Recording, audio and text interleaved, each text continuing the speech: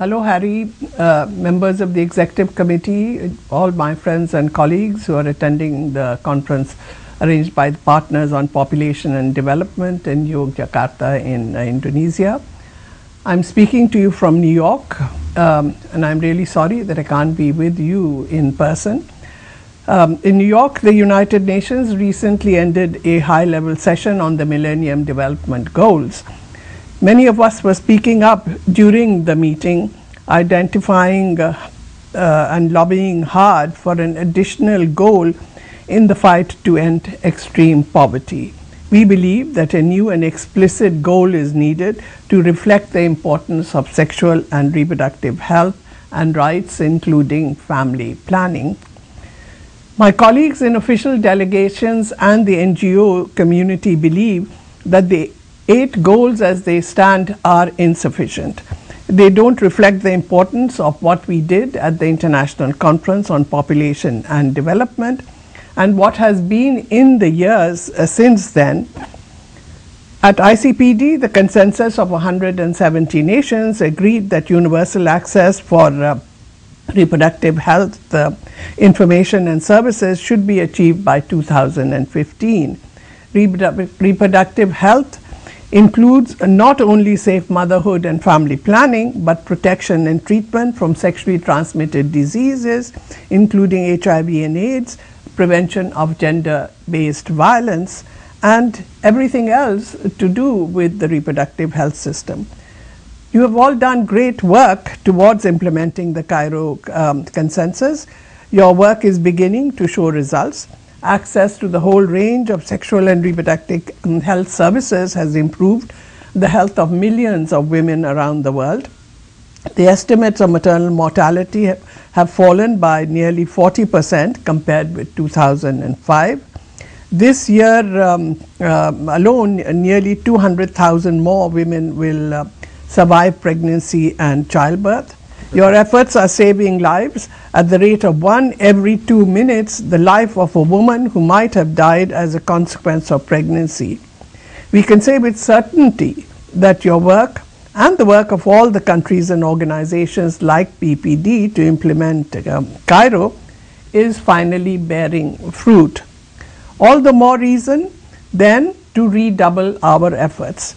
We have a long way to go. We are not yet in sight of the goal of universal coverage by 2015. The resources going towards implementing Cairo and especially to family planning have not risen the way we hoped. The strange fact is that resources going towards family planning have fallen to 5% of the total from about 45% of the and that was there at the time of ICPD. Yet there are still 200 million women who want to use safe and effective methods but are unable to do so.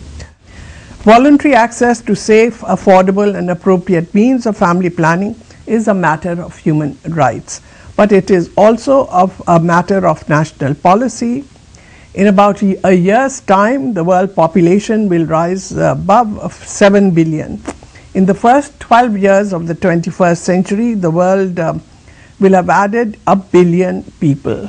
Most of that growth will be in the poorest countries where fertility is still very high and access to family planning and to sexual and reproductive health services of all kinds is still very low. In this case, the demand of human rights and the necessities of national policy coincide. No country that pursues the goal of ending extreme poverty can afford rapid population growth. High fertility adds an enormous burden to the costs of development. On the other hand, lower fertility and smaller families provide a one-time development bonus. The productive workforce increases and the costs of education and health programs go down. Reducing fertility is relatively simple. Women in high fertility countries want safe pregnancy and childbirth. They also want smaller families than their mothers did. Provide women with the services they want, including family planning, and fertility will decline. This is not a new idea. In fact, it lies at the heart of the ICPD consensus. Every subsequent major international and regional conference on social issues has endorsed it. Women in high fertility countries want smaller families. Their governments want affordable development. Their goals are in agreement.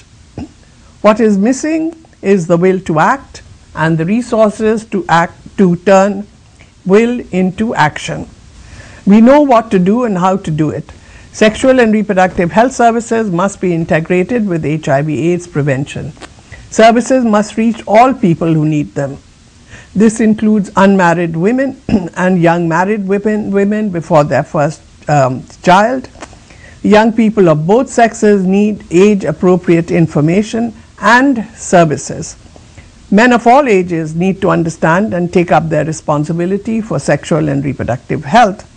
It includes all groups, including marginalized groups like sex workers and intravenous drug users.